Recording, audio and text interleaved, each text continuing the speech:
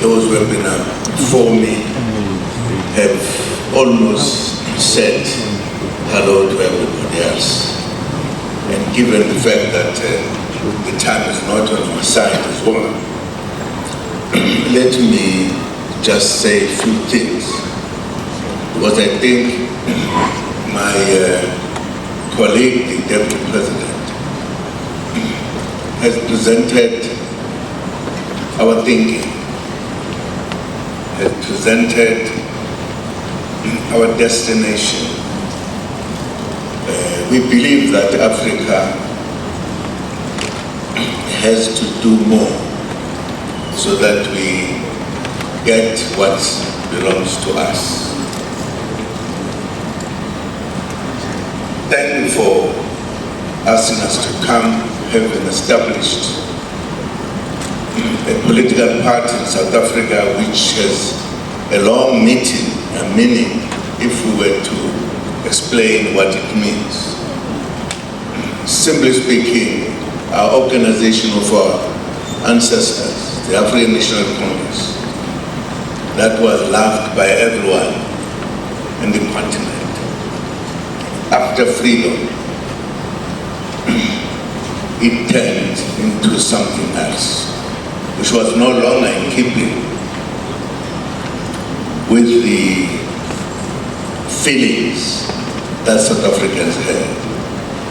That led us to realize, as they were closing the doors for us to help, and we decided the time has once again come that we should take ourselves to the final destination.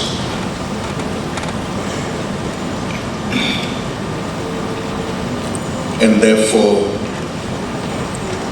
we'll try not to take too much of your time, but talk about South Africa briefly, and Africa, and then say a few things as well about BRICS, which has been given here.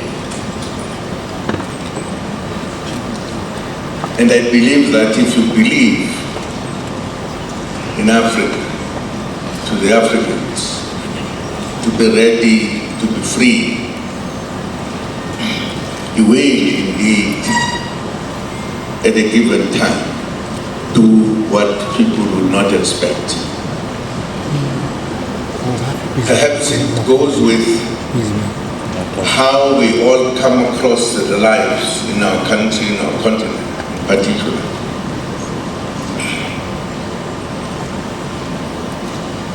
I joined the party, the African National Congress, before age. Particularly because the last battle in South Africa, which was called the Battle of the Whites wanting us to pay for our head, that if you're born as a man, you must pay for your head. That led to a war that was very bitter. It was the last one. And that war said to our ancestors, a time to fight, it is clear that is no longer necessary. Let us establish a party that will defend all blacks, all Africans in South Africa. That's how the African National Congress was established, by very important leaders, the traditional leaders who were the leaders in our country, who were in charge of their country, and the pastors who had become pastors after the education of how much we needed to respect God and respect the heaven and everything.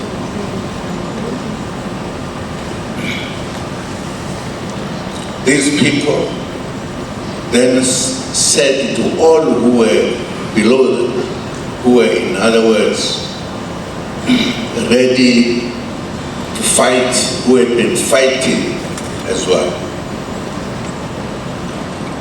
And they were there as the people who participated fully in the struggles to try to defeat the enemy that had arrived.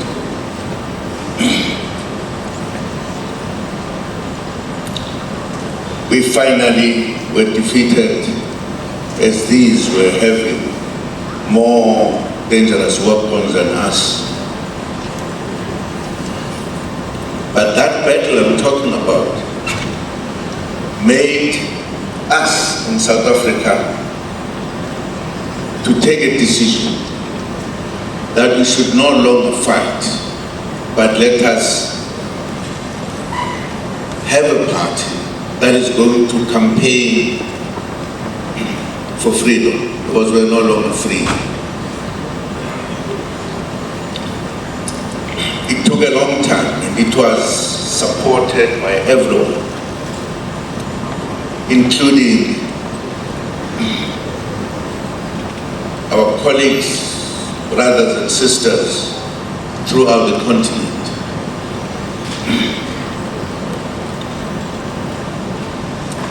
But as we were moving,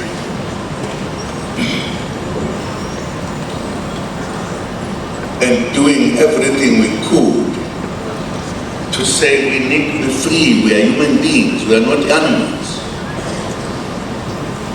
The oppressors were not worried. Instead, as they did, they colonized the entire continent and made us the owners and the indigenous people, as if we were the ones who came and found them,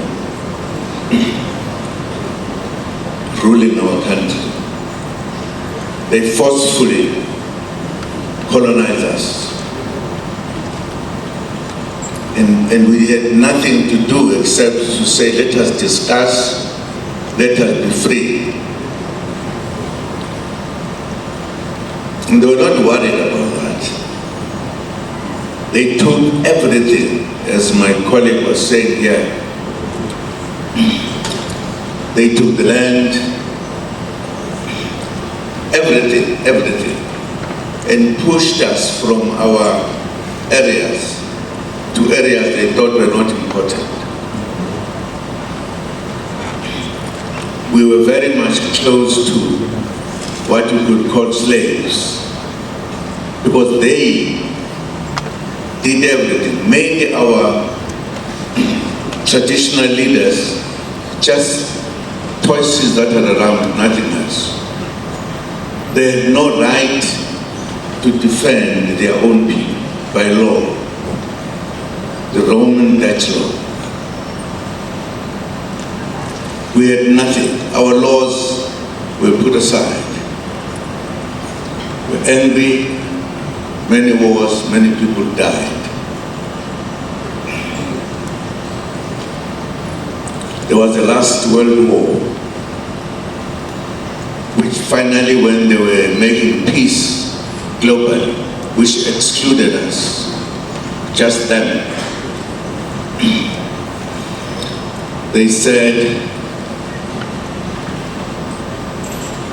we should not longer make the people that we found in their areas miserable. We believe, as they said, we should have everybody being equal, what they call the equal rights. Everybody must be free, they must live the normal life, but not in Africa. They didn't. In Africa, they left us with what was called the countries that were belonging to Europe. The British had their own people here. The French had their own people here. They were staying there. And therefore, everything that was here, including what we were living on, was no more ours. They were taking everything from Africa to go and make their places more shine, to have everything. We were starving. They took land, they took everything. The fact that we're here, just a few of them were here, the majority were there. They actually were the ones who were ruling us. It was that led us to say, if they don't listen to us, what must we do? One of the presidents of the ANC, Chief Lutuli, in one of the meetings of the leadership, he asked the question, why are we being told by the whites that we are in fact the citizens when we are not? Why did, after the last World War, when they met, they said every human being must be given the right to be free, to do everything that others do? And he said, when the big countries met and said there must be equal rights, they did not mean us. We were not involved there, because we had no equal rights. The whites were more above us. They were doing everything they wanted to do. And he said, this is unfair. In the meeting, he said, let us fight for our rights. And he said the Western countries in particular were not indeed thinking we are human beings. They thought that they were the human beings. We were their own things that are just kept around to be told what to do, what not to do. And he said we must convince them that they are wrong, because we are oppressed in our own countries.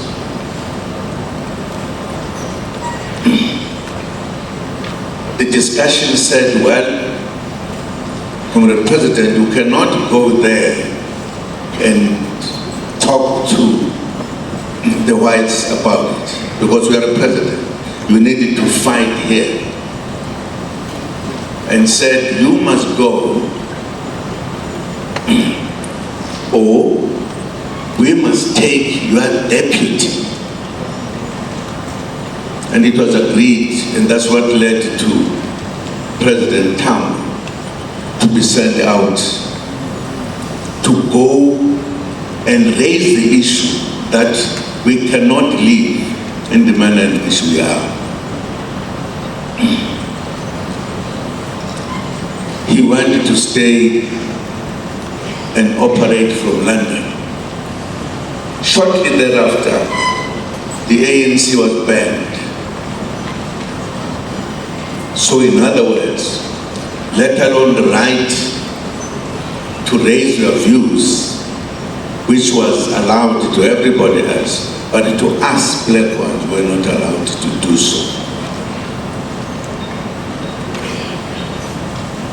That is what led to the ANC to say, well, under the circumstances, we are left with no alternative but to fight, to take arms and fight again. After a long debate, it was agreed by all serious political parties. We had to say, let us fight once again, as we fought them when they were coming, let us fight them to take them out of our countries.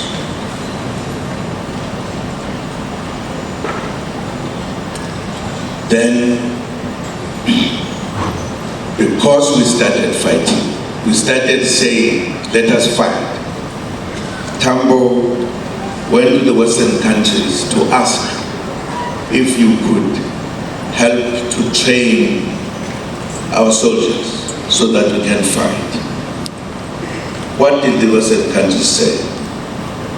They said, sorry, Mr. Tambo, we'll never do so, because you are actually saying we must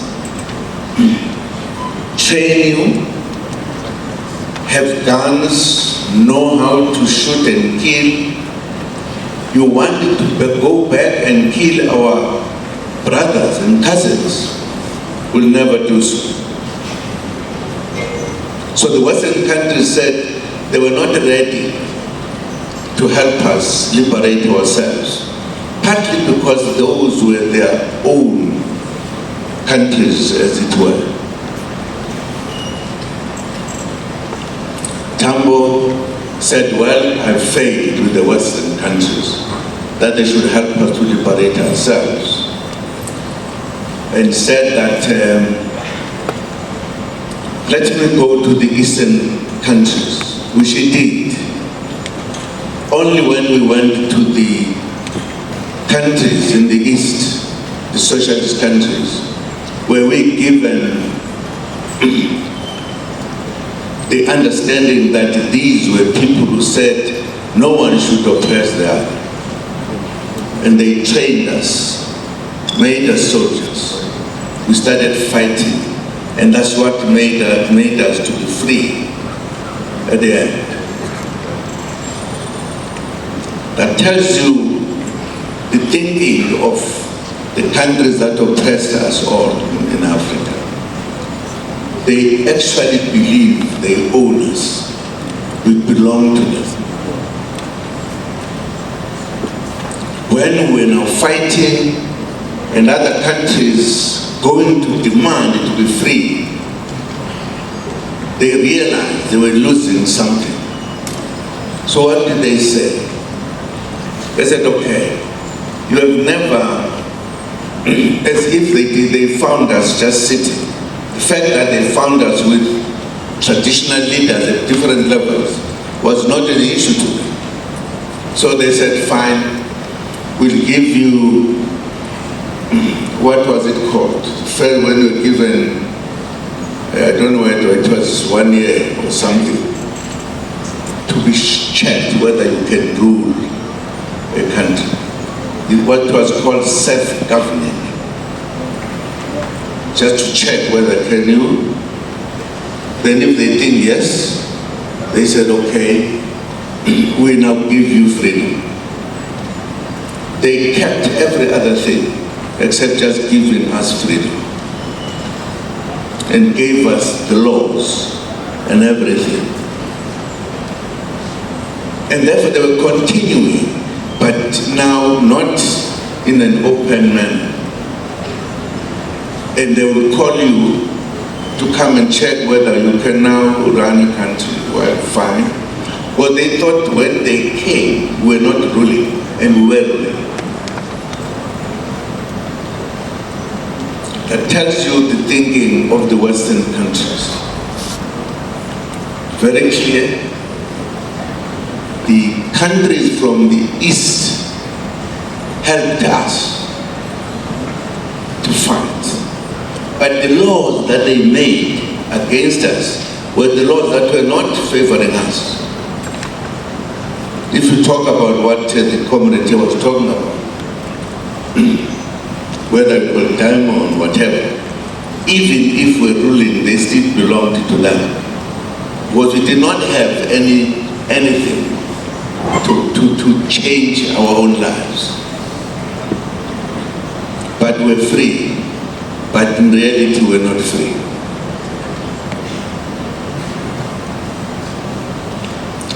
Once they did so, once they realized that our leaders, and in particular,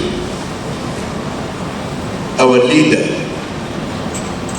from here was the first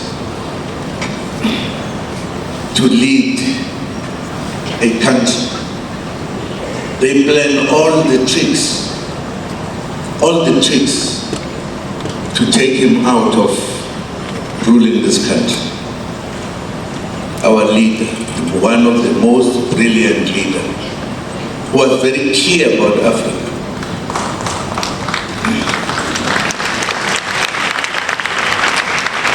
Who said, Ghana will not be free if Africa was not free. Precisely because of his honesty and knowing what needs to be done. They conducted a coup d'etat against him